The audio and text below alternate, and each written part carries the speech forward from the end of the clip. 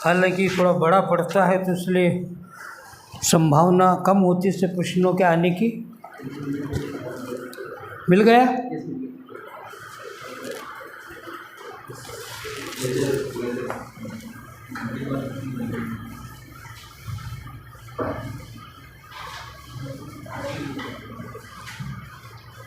Cost accounting, single and output costing, इकाई लागत लेखांकन।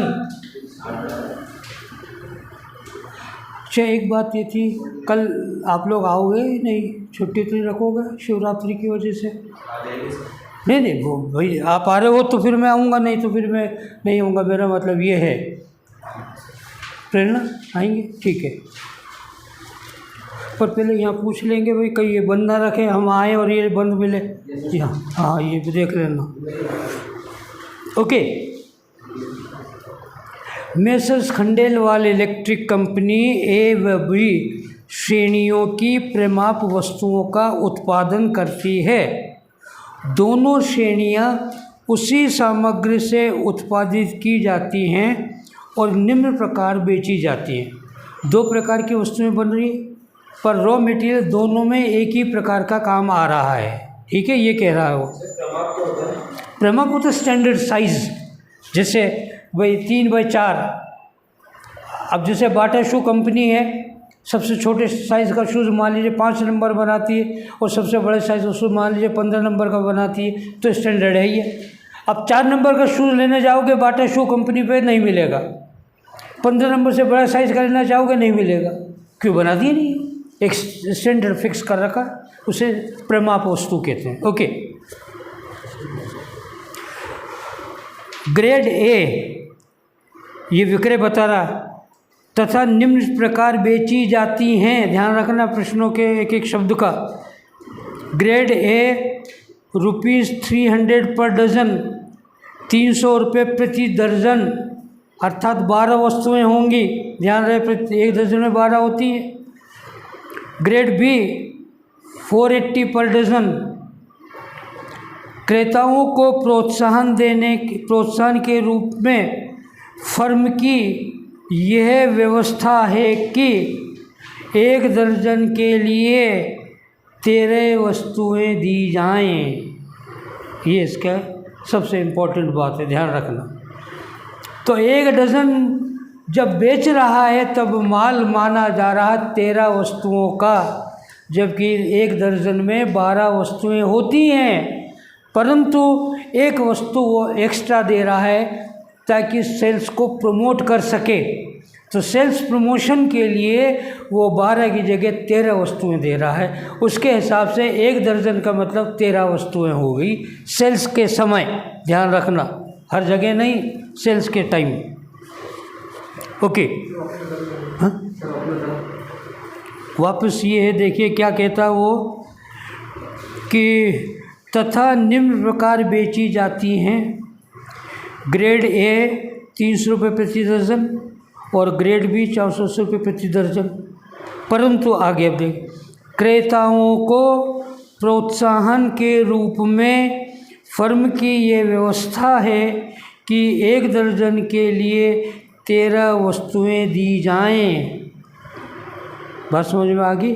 जब सेल करेगा तो सेल्स प्रमोशन के लिए, क्रेताओं को उत्साहित करने के लिए वो 12 की जगह 1 वस्तु एक्स्ट्रा 13 देगा, 12 नहीं, वो 13 वस्तुएं देगा। जबकि 1 दर्जन में 12 वस्तुएं होती हैं और उसके पॉइंट ऑफ व्यू से सेल्स के लिए वो 1 दर्जन में 13 वस्तुएं देगा। उसके हिसाब से दर्जन 12 का नहीं 13 का माना जाए। बात समझ में आ गई?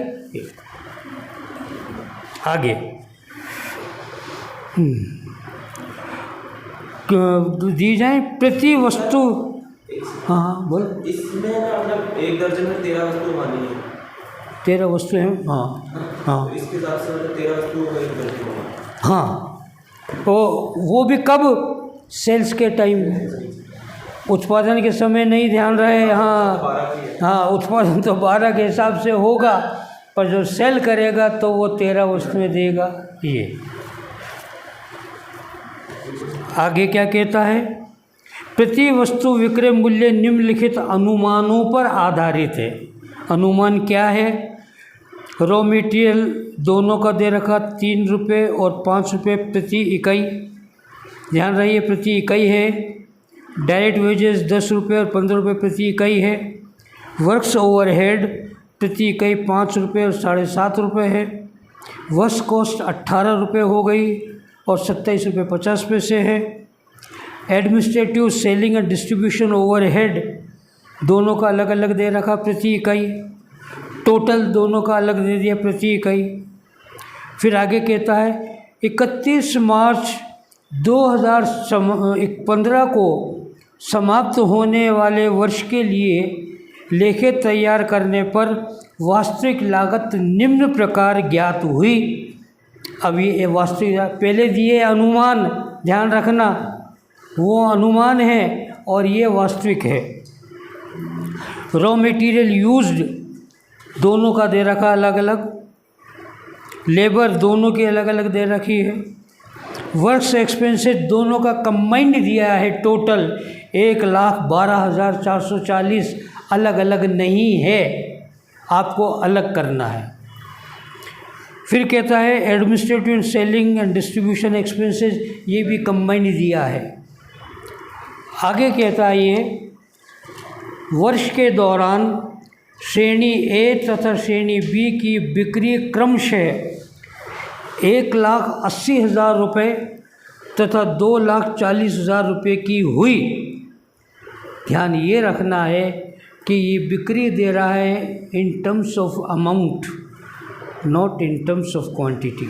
मात्रा नहीं है वो, अमाउंट है, ध्यान रखिएगा। ओके। और 31 मार्च 2015 को हस्तस्थ स्टॉक मतलब closing stock in hand on 31 मार्च, जिसे फर्म की अनुमानित कारखाना लागत पर मूल्यांकित किया गया, ए में है 7,200 का और बी में है 16,500। ये स्टॉक है क्लोजिंग स्टॉक। वर्ष में निर्मित प्रति वस्तु का लागत मूल्य दिखाते हुए स्तंभाकार रूप में वास्तविक लागत सूची बनाइए। कॉस्ट शीट या स्टेटमेंट ऑफ कॉस्ट आपको बनाना। अब ज़रा आपको ये पढ़ कर के देखना कि कहाँ कठिनाई आपको महसूस हो रही है, क्या कठिनाई है और कहाँ है।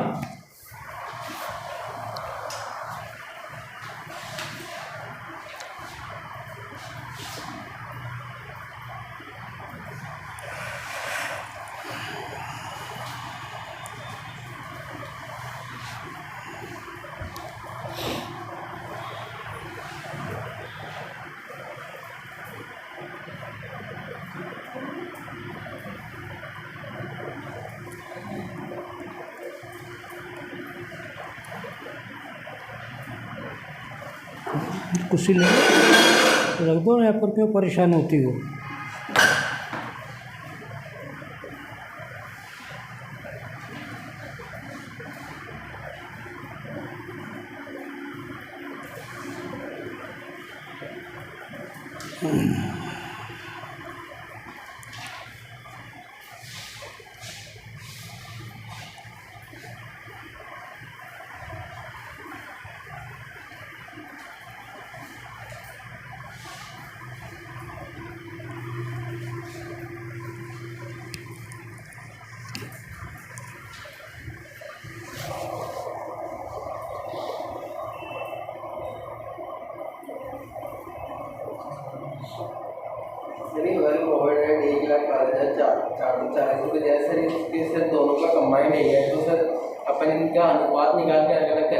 हाँ, उसने ज़रा हिंट दे रखा उस तरह से।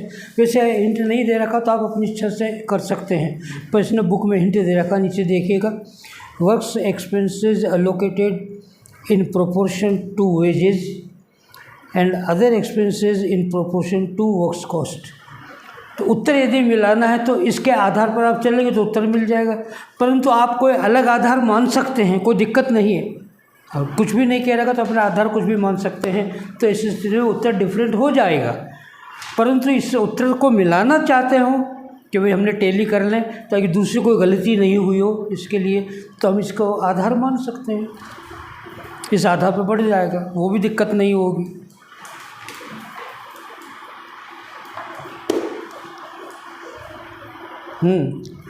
कुछ क्लियर हुआ?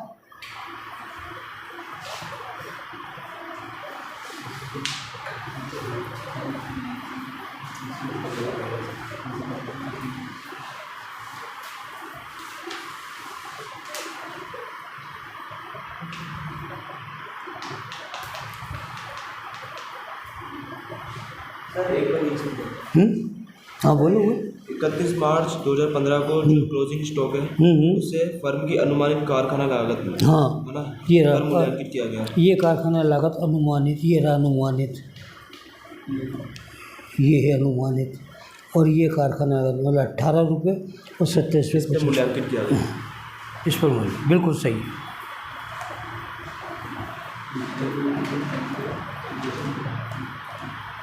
हो गए? बोलिए भाई, क्या दिक्कत आई, कहाँ क्या दिक्कत आई? दिक्कत इसमें देखिए, एक तो सबसे बड़ी आएगी वो जिसने जानबूझ करके ये बात लिखी है, वर्ष में निर्मित प्रति वस्तु का लागत मूल्य दिखाते हुए स्तंभाकार, खैर वो तो कॉलम बुक में फॉर्म में देना है। खास बात ये है कि इसने कहा है कि हमें कॉस्ट पर यूनिट दिखानी है विक्रय मूल्य सहित तक। टोटल करेंगे तब कोई दिक्कत, टोटल कॉस्ट लेंगे ना तब तो दिक्कत आएगी नहीं, और ये प्रति इकाई इसने कह दिया तो दिक्कत आ जाएगी।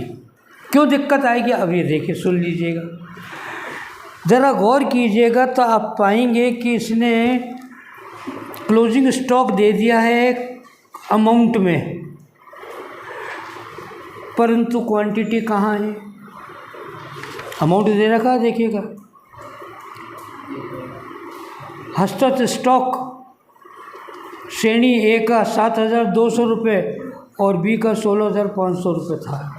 ठीक है, ये एक तो दिक्कत यहाँ आएगी। दूसरा दिक्कत ये आएगी कि जब हम उत्पादन करेंगे, उत्पादन को ही बाद में सेल में कन्वर्ट करना पड़ेगा, तो उत्पादन करेंगे, जितनी वस्तुओं का हमने रॉ मटेरियल लगाया प्लस उसमें यदि ओपनिंग स्टॉक है तो वो जोड़ेंगे और क्लोजिंग स्टॉक को घटाते हैं अंत में, तो कितना घटाया जाए? क्योंकि हम 13 वस्तुओं को मान करके चल रहे हैं 1 दर्जन में, उसने कहा है, वहाँ आएगी दिक्कत। ये कठिनाई वाली बात है इसकी। चले, जो एरिया है जिसमें प्रॉब्लम हो सकती है वो एरिया ये है। चले अब ओके, ध्यान से देखना, वर्किंग नोट के लिए स्पेस रखना, मैं इधर रखूँगा वर्किंग नोट के लिए, इधर स्टेटमेंट ऑफ कॉस्ट बन रहा है।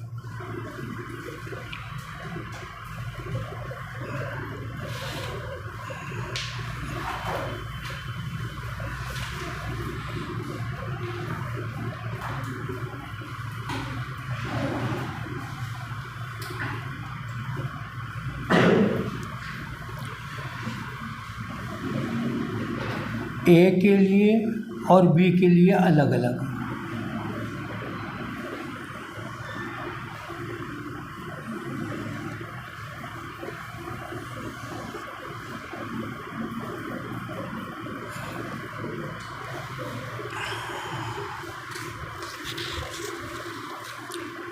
चलें,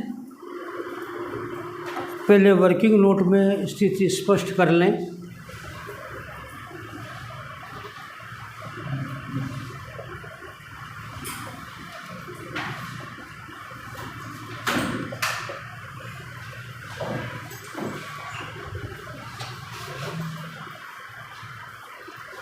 वर्किंग नोट थोड़ा अलग बनाइएगा। स्टेटमेंट के लिए 8-10 लाइनें पर्याप्त होंगी मेरे ख्याल से, 10-15 लाइनें, बाकी के स्पेस को आप यूज़ कर सकते हैं वर्किंग नोट के रूप में। करें शुरू? Come on. सेल्स कह रहा, देखिएगा ज़रा सेकंड पैराग्राफ की, उसमें during the year sales proceeds A एक 80 और 2 40, ये बी और ये ए। सेल्स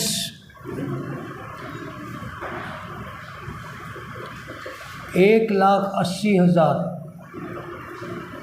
और ये 2,40,000।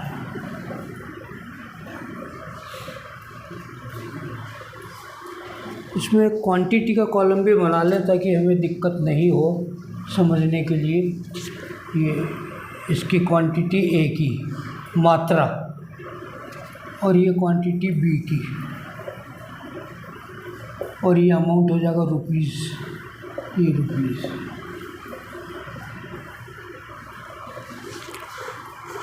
और सेल्स हमने की है, और वो कहता है ज़रा फर्स्ट लाइन को पढ़िएगा, पता लग जाएगा कितनी सेल्स हुई है। फर्स्ट लाइन में उसने कहा है दोनों श्रेणियां उसी सामग्री से उत्पादित की जाती हैं तथा निम्न प्रकार बेची जाती हैं। ग्रेड ए 300 रुपये प्रति दर्जन और ग्रेड बी 480 रुपये पर डज़न। ठीक है ना। तो आइएगा, ये मात्रा क्वांटिटी सेल्स की 1,80,000 बटे हुए 300 रुपये प्रति डज़न, तो कितना हो गया ये 600।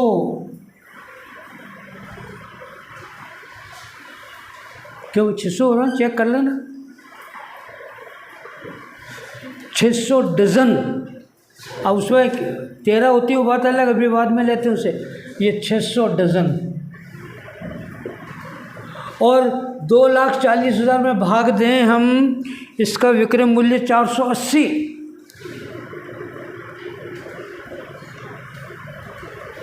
बोलिए 500। तो दूसरे में है 500 डज़न और इसका मूल्य है 2,40,000।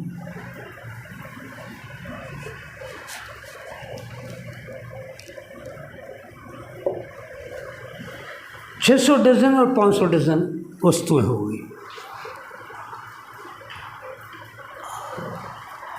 आप जानते हैं कि सेल्स में से हम जो क्लोजिंग स्टॉक है उसे, जैसे मान लीजिएगा ये प्रोडक्शन हुआ हमारा 1,000 वस्तुओं का, लेस क्लोजिंग स्टॉक करते हैं मान लीजिए 200, तो बिकी कितनी 800। यही मतलब हुआ ना। तो यदि सेल्स हमें दे रखा है और हमें प्रोडक्शन पर पहुंचना है तो रिवर्स चले, अर्थात यदि सेल्स 800 हुआ है तो प्लस क्लोजिंग स्टॉक करें 200 तो हमारा प्रोडक्शन हो जाएगा 1,000, पहुंच जाएंगे। बात सही है ना, यही है ना, इसी सिद्धांत पे चल रहे हैं। ओके, ध्यान रखना। हमें प्रोडक्शन मालूम करना कितना प्रोडक्शन हुआ, क्योंकि प्रोडक्शन नहीं दे रहा कितना हुआ, सेल्स दे रहा है। अब हमें पहुंचना है प्रोडक्शन पर, तो क्लोजिंग स्टॉक उसमें जोड़ दें, यही मतलब है। और क्लोजिंग स्टॉक कितना था उसने दे रखा, अमाउंट में ज़्यादा देखिएगा 7,200 कुछ दे रखा था। हाँ, अंत में पर वो अमाउंट में है, क्वांटिटी में नहीं, ध्यान रखना। अब क्योंकि हम सेल्स से वहाँ चल रहे हैं और सेल्स को हमने ये माना था कि 1 डज़न में 13 वस्तुएं होंगी, यही माना था। प्रश्न में देख लें, 12 नहीं माना था। तो total sales in dozen at the rate of 13 की दर से, तो 600 को 13 से गुणा करें, क्वांटिटी को, केवल अमाउंट को नहीं, केवल क्वांटिटी के कॉलम 7,800, और 500 को गुणा करें फिर 13 से, बी में 15 5 65 6,500। ठीक, इतनी क्वांटिटी में माल का उत्पादन हुआ था। हो गया। अब आगे देखिएगा उसके बाद, अब क्लोजिंग स्टॉक बच गया, मैंने बताया था रिवर्स चल रहे हैं हम, तो क्लोजिंग स्टॉक को जोड़ दें, ठीक है। ऐड क्लोजिंग स्टॉक,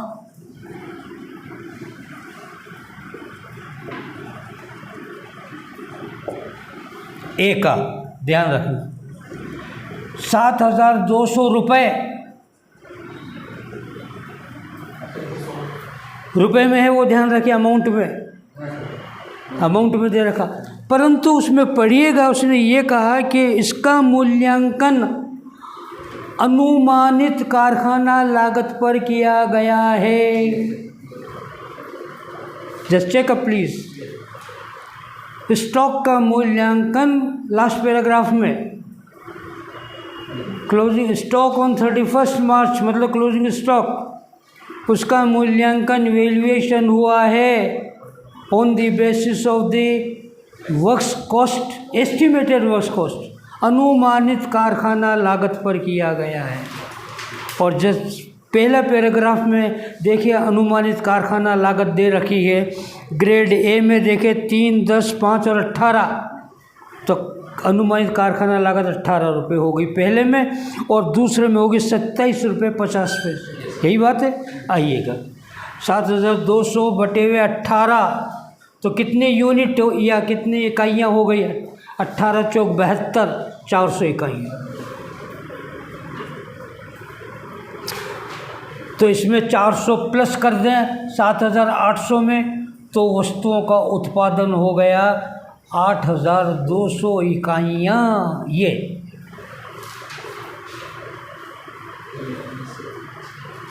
और बी का कैलकुलेशन चेक करें इसी बेसिस पर। बी में उसने कहा कि हमारा जो क्लोजिंग स्टॉक है वो 16,500 रुपये का है, 16,500 अगेन इन रुपीज़, ये 16,500। ये भी अनुमानित कारखाना लागत पर आधारित है और उसकी लागत दे रखी है अनुमानित 27 रुपये 50 पैसे प्रति इकाई। चेक करें तो 27.5 का भाग दे दें, बोलिए कितना? 600, 6 5 30, 6 4 6 2 12, यस 600 यूनिट्स। ये इधर प्लस कर दें बी में 600 इकाइयाँ, तो अब हो गया 7,100 इकाइयाँ। ये है एक्चुअल प्रोडक्शन, एक्चुअल आउटपुट इन यूनिट्स।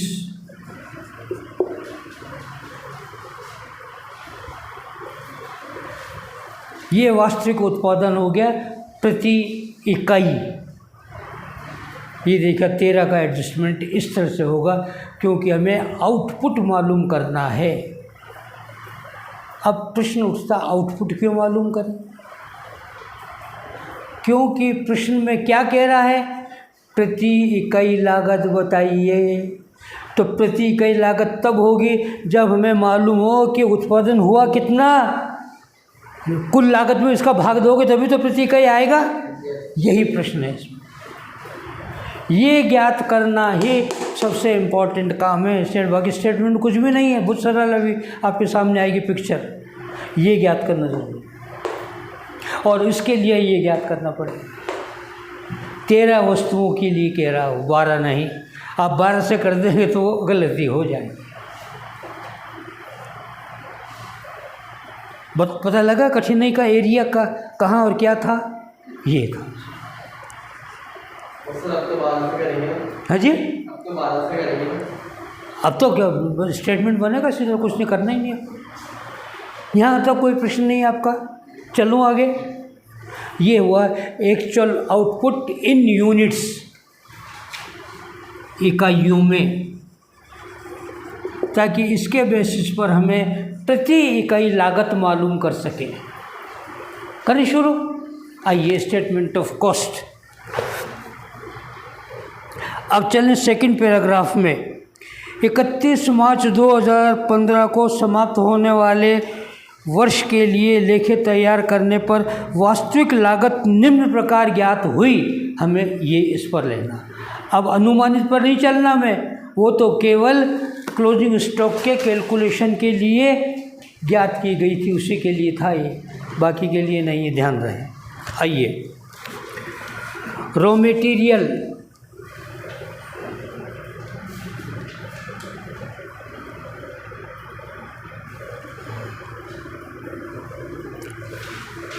$28,700 B 28,400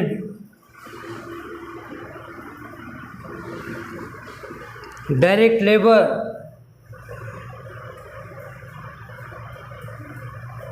सर हाँ जी, सर इसमें भी अनुमानित रेट दिया हुआ है। हाँ अनुमानित दे रखा ना सर इसका मतलब वो नहीं होगा। अब वो हो गया ना क्लोजिंग स्टॉक में, बस उसके लिए था वो।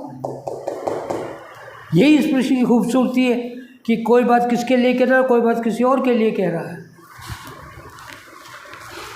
डायरेक्ट लेबर ए में 73,800, बी 1,13,600, टोटल करें प्राइम कॉस्ट आ जाएगी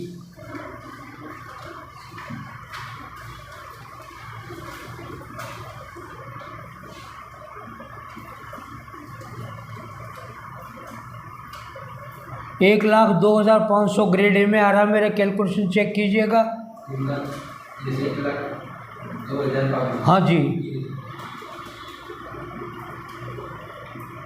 1,42,000 in B,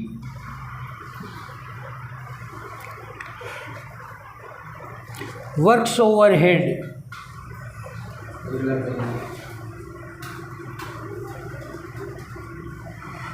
total given to you 1,12,400।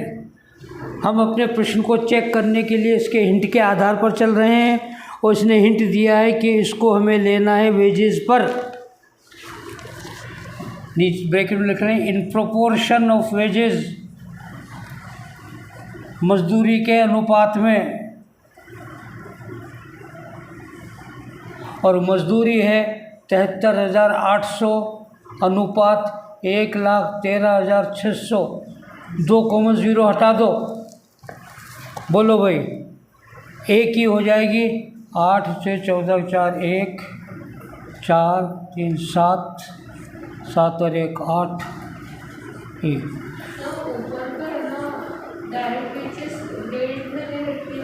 पढ़ें, एक्सक्यूज मी, ये तो एस्टिमेटेड है, एक्चुअल तो ये है ना। हाँ, एस्टिमेटेड को नहीं लेना। Estimated was only for the purpose of the calculation of closing stock. उसने पहले कह दिया है, लास्ट में देखिएगा, उसे नहीं लेना हमें एस्टिमेटेड को, एक्चुअल को लेना। अब तो हम एक्चुअल काम कर रहे हैं, चलें।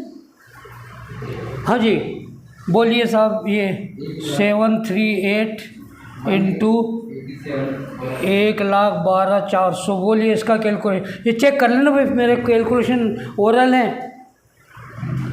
73,800 अनुपात 1,13,600 का बना 1874 में से 738 ए का है, बी का कितना होगा 1,12,400 में, बोलिए इसको। ये कहता है कि कारखाना ऊपरी हुए 1,12,400 को मजदूरी के अनुपात में बांटो। ये मजदूरी का अनुपात, कॉमन 0 हटा दिया, इन दोनों का टोटल किया 1874 ही आता है कि चेक कर लेना। 1874 में से इसका है 738 है, बी का कितना होगा, कितना, 44,264। देखो भाई चेक करो, 44,264 बता रहे हैं। बी का 1136 बटे में 1874 इंटू 1,12,400 बी का आएगा, बोलो।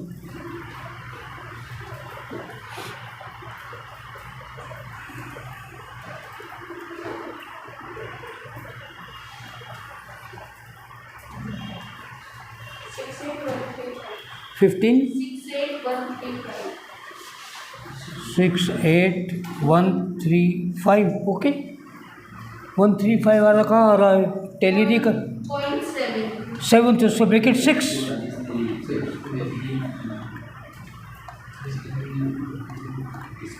यस करेक्ट होना चाहिए।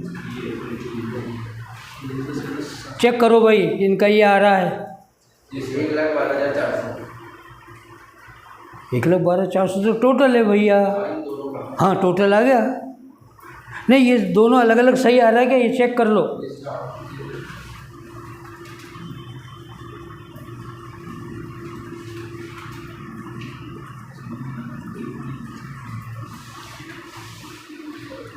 चेक कर लेना भाई, हो सकता है एक दूसरे से कोई गलती हो रही हो तो परेशानी ना हो बाद में।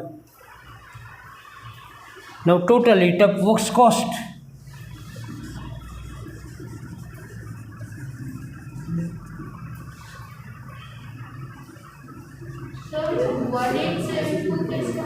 pardon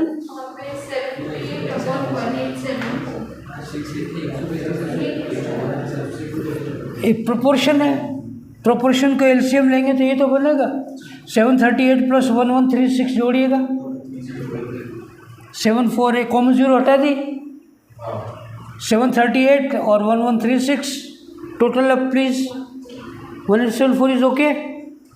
out of this is the relating to A and this much relating to B.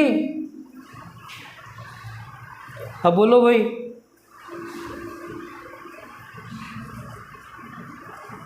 1,46,764 the works cost of grade A। हाँ जी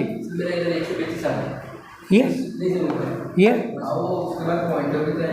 0.7 आ रहा था, हमने 6 कर लिया। 35 आ रहा था उसको 36 करेंगे। हाँ 35.7 आ रहा था उसको 36 कर लिया, अप्रोक्सीमेट किया है ताकि टोटल मिल सके, नहीं तो एक का डिफरेंस आ जाएगा आपके।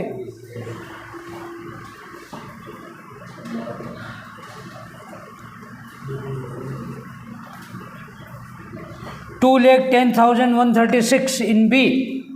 चेक कीजिएगा कैलकुलेशन।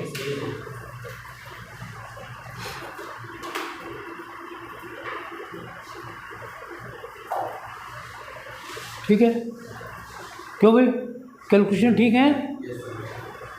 कहो प्रेरणा ठीक है कैलकुलेशन। चलें आगे कम ऑन। सर जीरो तो हटा देते सर, पर सर इन दोनों का टोटल ही सर ये 1800 ये हाँ जो इनका टोटल है ना सर इसका टोटल 738 1136 हाँ दोनों कॉमन जीरो हटाने के बाद ही टोटल आएगा 1874। चेक कर लो आप कैलकुलेशन पर, इसीलिए मैं रुक करके आपसे कहता हूँ कि चेक कर लो और अपने खुद कैलकुलेशन करोगे तो सेटिस्फेक्शन मिलेगा। एक दूसरे की कॉपी कर लोगे तो पता नहीं लगेगा। आप खुद कीजिए अपने कैलकुलेशन, ये मैं बार बार कहता हूँ।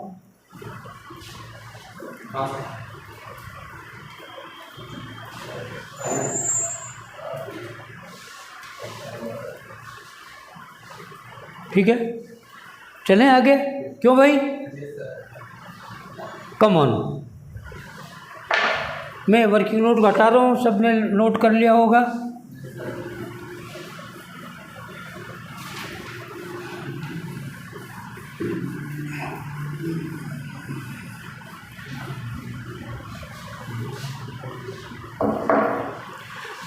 आगे कंटिन्यू आप कीजिएगा, मैं इधर ले रहा हूँ इसको।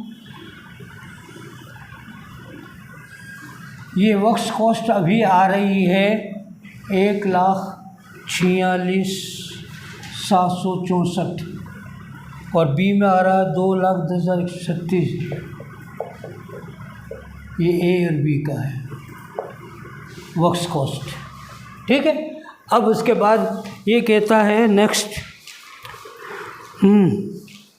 Administrative selling and distribution expenses. Administrative selling and distribution overhead और वो है 53,540 53,540 और उसका डिस्ट्रीब्यूशन देखिए हिंट में क्या कहता है।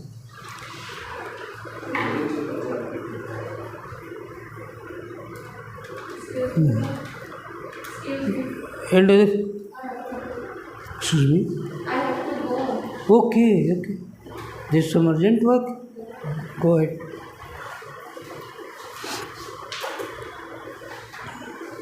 ये कहता है हिंट में देखिएगा, and other expenses in proportion to works cost, इसको कारखाना लागत पर बांटना है, और कारखाना लागत है ये इन प्रोपोर्शन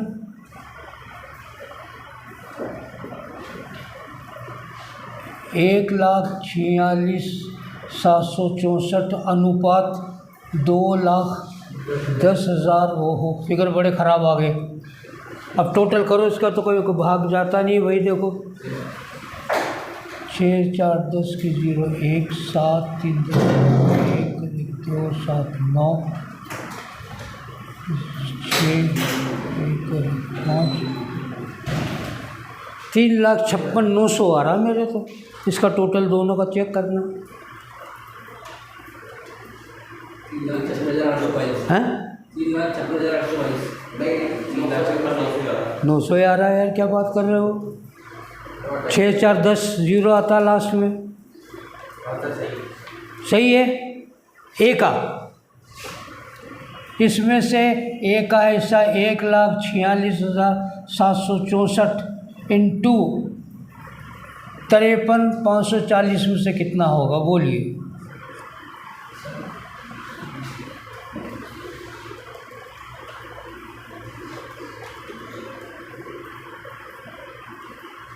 पहले भाग दे करके फिर गुणा कर रहा, पहले गुणा करके करोगे तो फिगर आएगा नहीं, उसमें एरर आने लग जाएगी, बड़े फिगर हैं।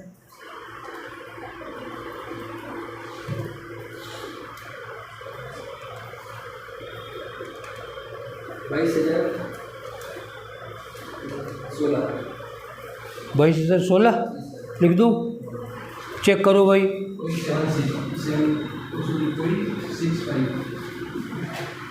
0.65 आ रहा, तो 17 कर दूँ क्या।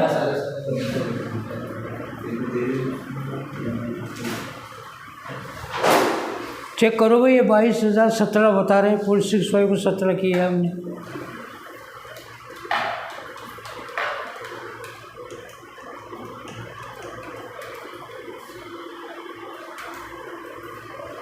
बी का आएगा इस तरह से।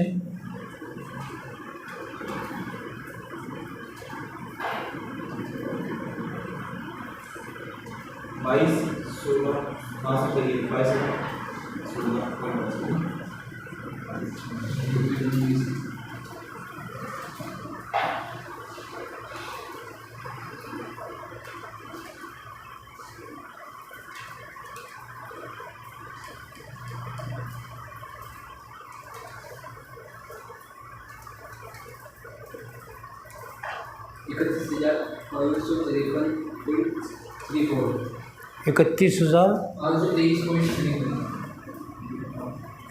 523 मान लेते हैं, 0.34 को छोड़ देते हैं। चेक कर,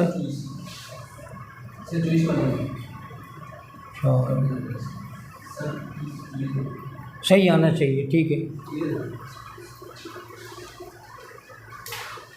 बोलो भाई, सही है, ओके। अब ये दोनों इसमें अलग अलग लिखे हैं। ए में 22,017, 31,523 टोटल कॉस्ट।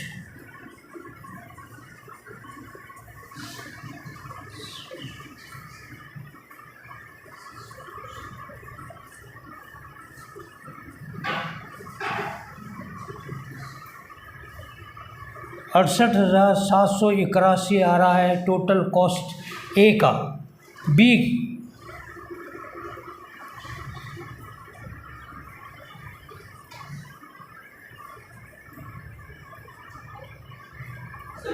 $2,41,659 in B.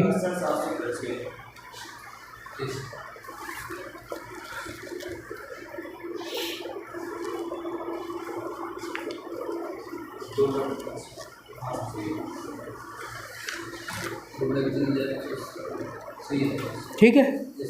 अब ऐसा करो, कैलकुलेटर लो और उत्तर को चेक करते हैं पहले, फिर आगे बढ़ेंगे।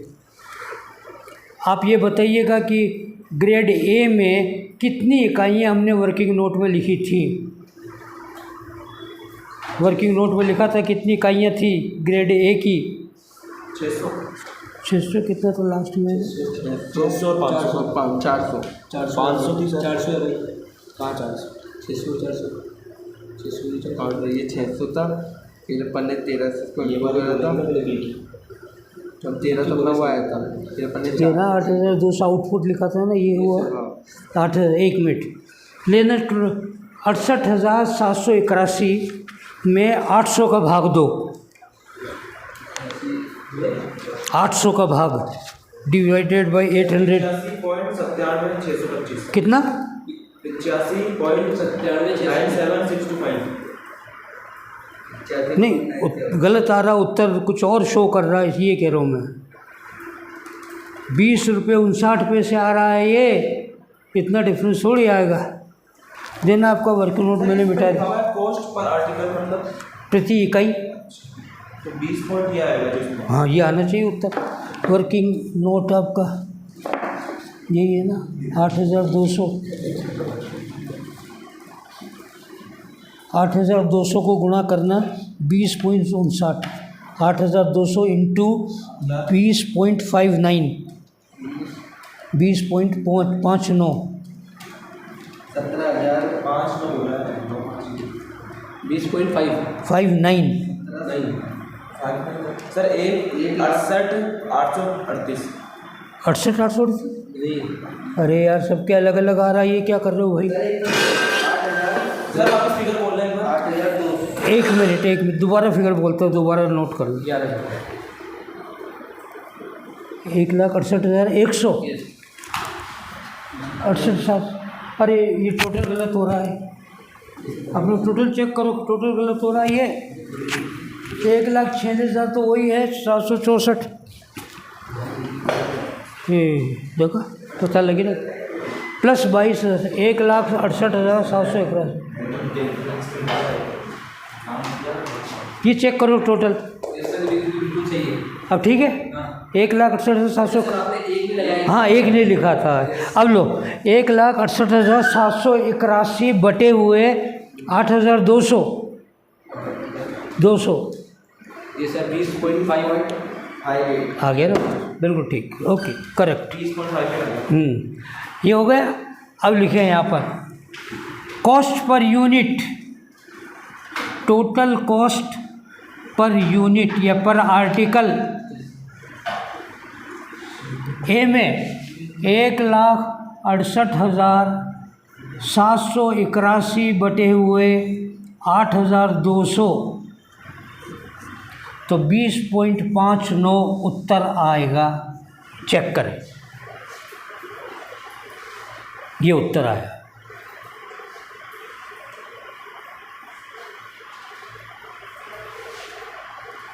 चेक कर लो। और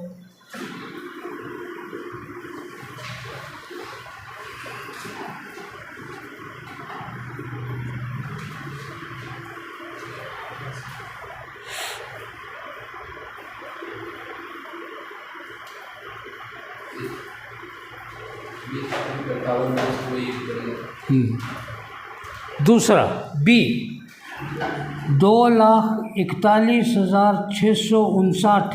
पहले टोटल चेक कर लेना भाई। इसकी 8,200 अकाउंट में लिखना पड़ेगा, कहाँ से आता है? ये सेट वर्किंग नोट में ना 8,200 ये ना, ये कितना दूसरा कितना 7,000 7,100 है 7,100 का भाग दे।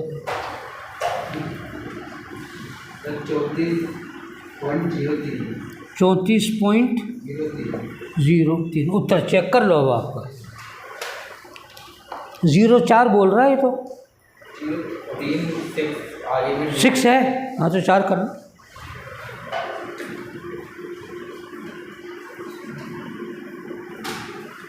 ये देखिए इस तरह से ये होगा।